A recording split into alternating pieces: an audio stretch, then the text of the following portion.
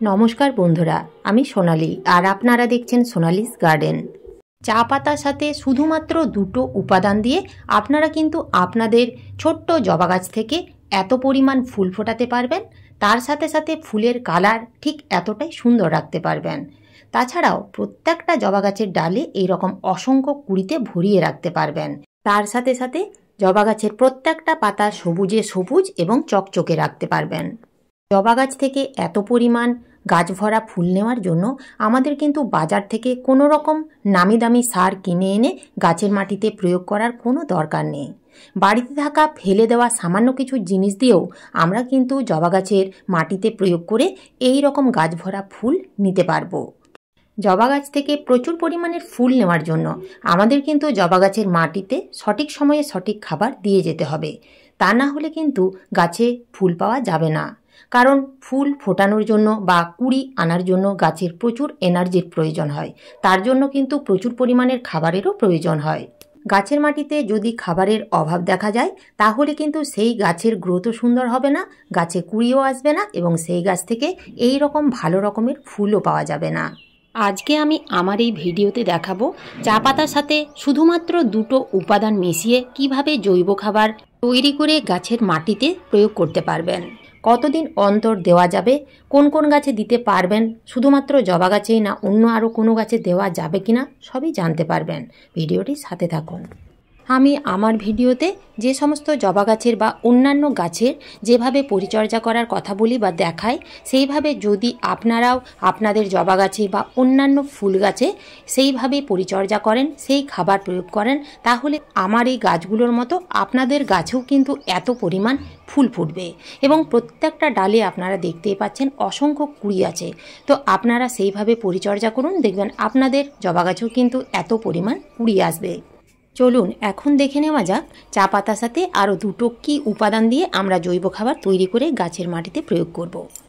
সেই খাবার, এই খাবার আপনারা কিভাবে তৈরি করবেন। প্রথমে আপনারা একটা পাত্রে 1 লিটার প্লেন জল নেবেন এবং তাতে 2 চামচ চা পাতা অর্থাৎ ব্যবহার করা চা পাতা দেবেন। চা পাতার মধ্যে থাকে প্রচুর পরিমাণে নাইট্রোজেন। নাইট্রোজেনের কাজ হচ্ছে গাছকে বেড়ে উঠতে বা বাড়তে সাহায্য করা। এছাড়াও গাছের পাতার সংখ্যা বৃদ্ধি, গাছের পাতা সবুজ রাখতে এবং ঝোপালো করতেও সাহায্য করে।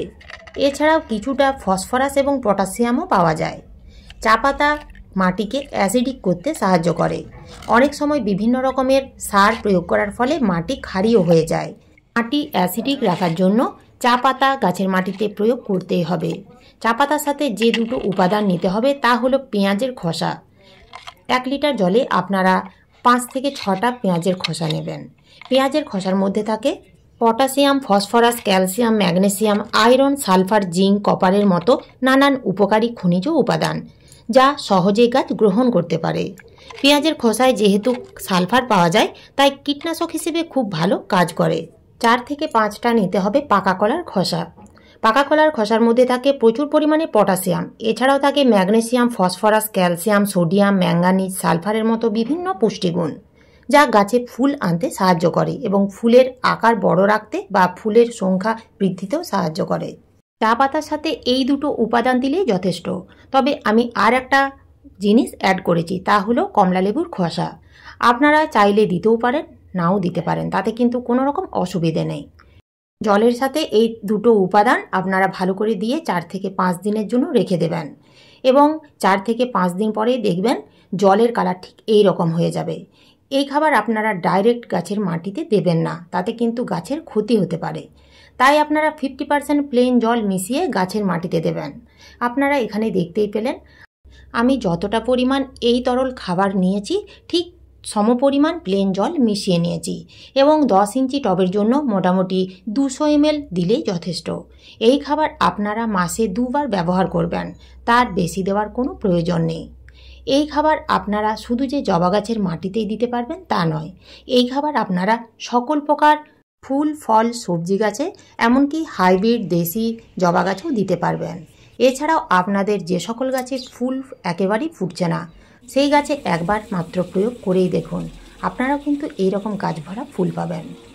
জবা গাছের মাটিতে খাবার প্রয়োগ তো করতেই হবে, তার সাথে সাথে বেশ কিছু ছোট ছোট কাজ আছে যেগুলো কিন্তু আপনাদের করতেই হবে। সেগুলো বেসিক কাজ, সেগুলো না করলে আপনারা কিন্তু এই রকম জবা গাছ থেকে ভালো রকমের ফুল পাবেন না। যেমন ধরুন, জবা গাছে মিলিবাগ এবং জাপ পোকার উপদ্রব বেশি হয়। গাছের মধ্যে যদি সেই পোকাগুলো অ্যাটাক করে তাহলে সেই গাছ থেকে ভালো রকমের ফুল পাওয়া যাবে না, কেননা সেই পোকাগুলো কিন্তু গাছের রস শুষে খেয়ে নেয়, যার ফলে গাছ দুর্বল হয়ে পড়ে। তাই আপনাদের সেই পোকাগুলো দেখা মাত্রই নির্মূল করতে হবে। সেক্ষেত্রে আপনারা বাজার চলতি কীটনাশক ব্যবহার করতেই পারেন। যদি আপনারা বাড়িতে সামান্য কিছু উপকরণ দিয়ে কীটনাশক তৈরি করতে পারেন তাহলে তো খুবই ভালো হয়। যেমন ধরুন, গাছে শ্যাম্পু ব্যবহার করতে পারেন। এছাড়াও গাছে ইনো দিয়েও মিলিবাগ বা জাপ পোকা দূর করতে পারেন। গাছে ফিটকিরি ব্যবহার করতে পারেন। এছাড়াও রসুন ব্যবহার করতে পারেন। তো কিভাবে আপনারা এগুলো ব্যবহার করবেন এবং তৈরি করবেন এ নিয়ে আমার চ্যানেলে ডিটেলসে ভিডিও দেওয়া আছে, আপনারা প্লেলিস্টে গিয়ে সেই ভিডিওগুলো দেখে নিতে পারেন। এছাড়াও আপনাদের জবা গাছগুলোকে ফুল সানলাইটে রাখতে হবে। ফুল সানলাইটে না রাখলে এই গাছ থেকে ভালো রকমের ফুল পাওয়া যাবে না। জবা গাছ ফুল সানলাইট ভালোবাসে, তাই আপনারা এমন জায়গায় গাছগুলো রাখুন যেখানে মোটামুটি 5 থেকে 6 ঘন্টা সূর্যের রোদ পায়। জবা গাছের মাটি মোটামুটি 15 দিন অন্তর কিংবা মাসে একবার আলগা করে এইভাবে খুশে নিতে হবে। এতে মাটি অনেক ভালো থাকবে এবং যদি পোকামাকড়ের উপদ্রব হয় তাহলে সেগুলো কিন্তু নষ্ট হয়ে যাবে। এছাড়াও মাটির ভেতরে খুব ভালোভাবে অক্সিজেন চলাচল করতে পারবে, যার ফলে গাছের শিকড় ভালো থাকবে। গাছের শিকড় যদি ঠিক থাকে তাহলে গাছের গ্রোথও সুন্দর হবে এবং সেই গাছ থেকে প্রচুর পরিমাণে ফুলও পাওয়া যাবে। অনেক সময় দেখবেন জবা গাছের পাতা বেশিরভাগ হলুদ হয়ে ঝরে পড়ে যায়। জবা গাছের পাতা হলুদ হওয়ার পেছনে বিভিন্ন কারণ থাকে। যেমন ধরুন, গাছের মাটিতে যদি অতিরিক্ত জল দিয়ে দেওয়া হয়, অর্থাৎ গাছের মাটিতে জল আছে তার সত্ত্বেও যদি আমরা আবার জল দিয়ে দিই তাহলে কিন্তু গাছের পাতা হলুদ হয়ে ঝরে পড়ে। আবার গাছের মাটিতে যদি জলের অভাব দেখা দেয়, অর্থাৎ মাটি একেবারে শুকনো খটখটে আছে, তাহলেও কিন্তু গাছের পাতা হলুদ হয়ে ঝরে পড়ে যায়। তো আমাদের জবা গাছের মাটিতে এমনভাবে জল দিতে হবে যেন মাটিতে একটা স্যাঁতস্যাঁতে ভাব থাকে, তাহলে কিন্তু গাছের পাতা হলুদ হবে না। জবা গাছের মাটিতে খাবারের অভাব দেখা দিলে গাছের পাতা হলুদ হয়ে ঝরে পড়ে যায়।